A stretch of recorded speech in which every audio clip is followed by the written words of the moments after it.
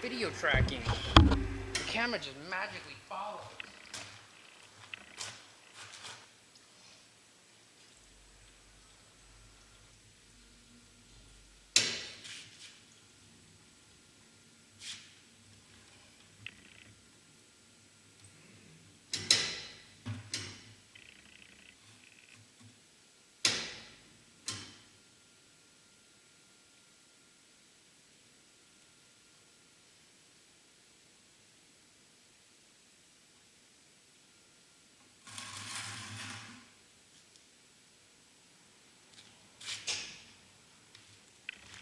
Okay, so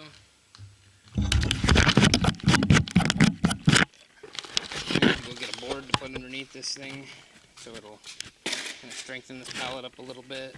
And then I gotta find some dunnage and stuff to put underneath here so it'll sit okay. And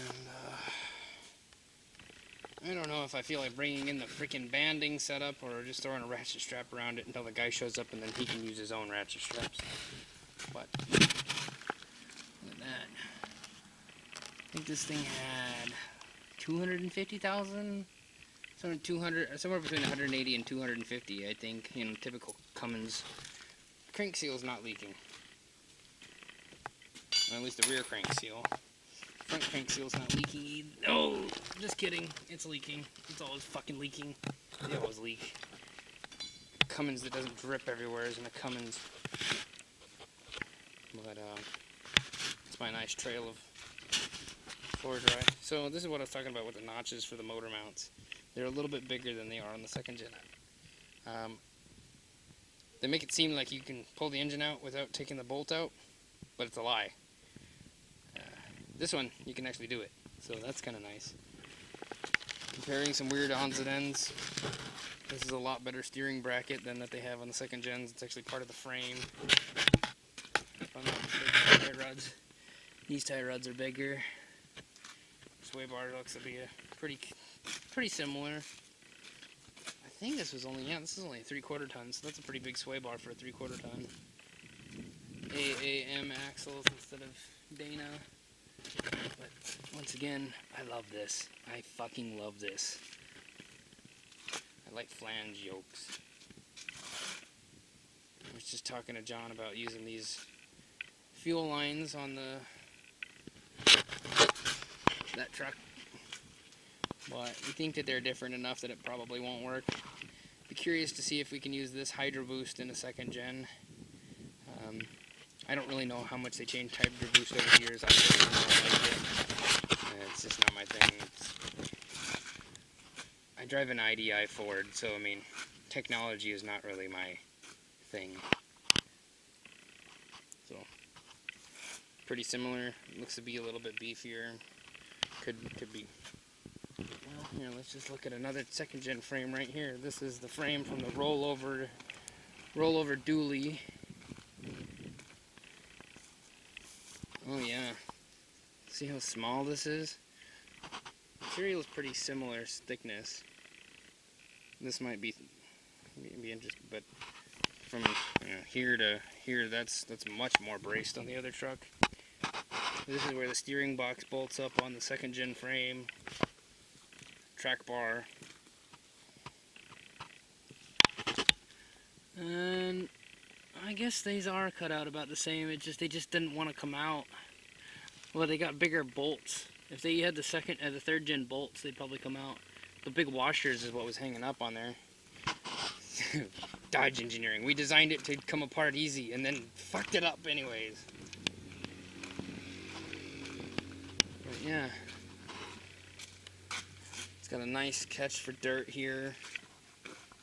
They should have swooped it like this side here. But these are quite a bit more braced. Another spot to catch rocks. There's a big rock right there, right on the brake hose. Let's see. Track bar. Track bar, right there.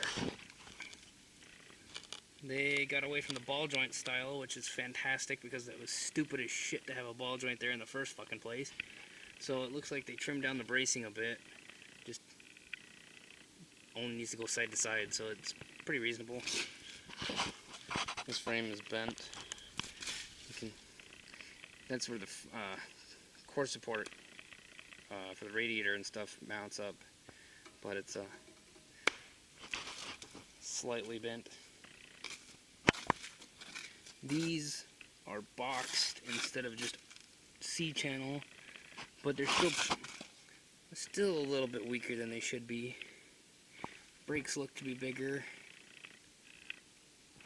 Looking at that gap right there, it looks like you have to run 17s on this truck, which I'm pretty sure these are 17s. I think this has got discs in the front and the rear. Yep, rear discs. Yep, have to run 17s. Rear springs look pretty good. I like these frames better, honestly. I really seem to like these frames quite a bit more. There's a lot of extra bracing that they did.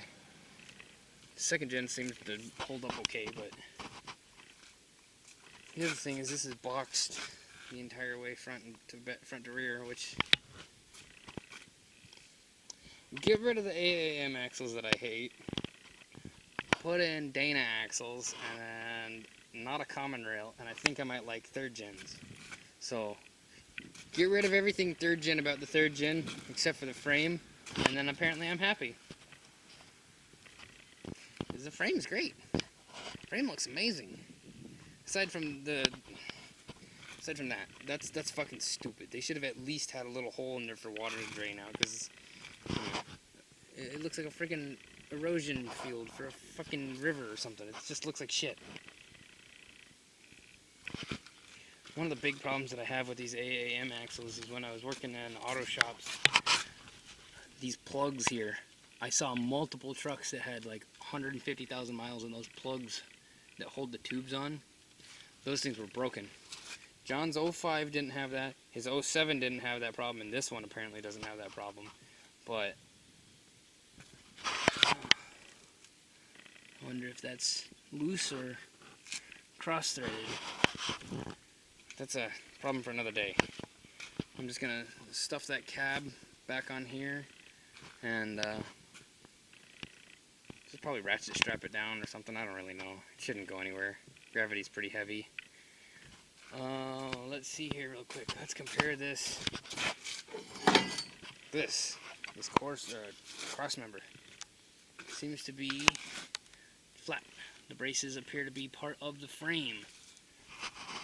And we come over here to a second gen cross member, and it's part of the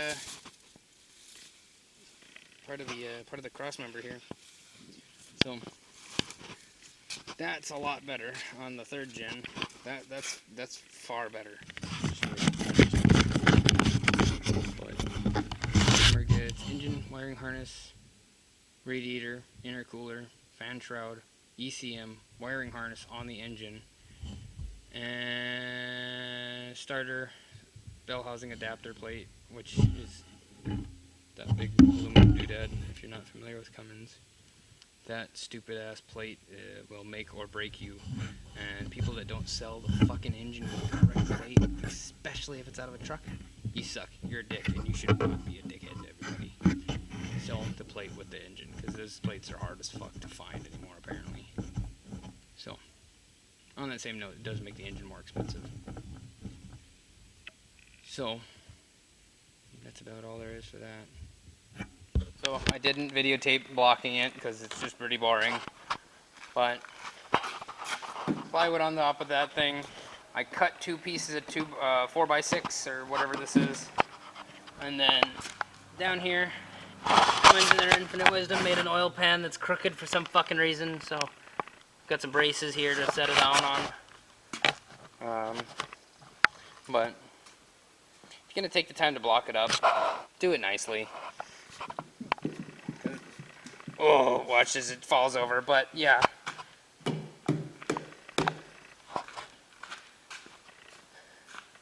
Yep, should be good. I think I am actually going to band it with the metal banding, but I kind of don't want to, because it's going to interfere with things in a way that doesn't really work for me.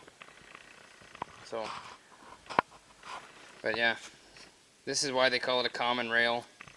This right here, it's a fuel rail, a high pressure fuel rail. It's kind of like a normal, modern, fuel-injected car, but instead of it having like 40 to 80 psi, it's got like what the fuck, like 4,000 psi or something just unreal.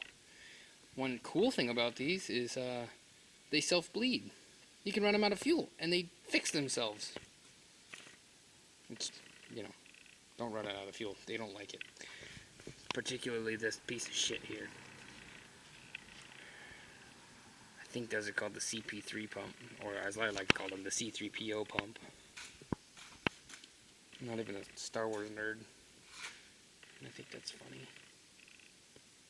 But yeah, this is a little bit better than the Power Stroke, where they have an actual thing to go through for the electronic injectors. Power Stroke goes through the valve cover, at least on the old the 7.3s.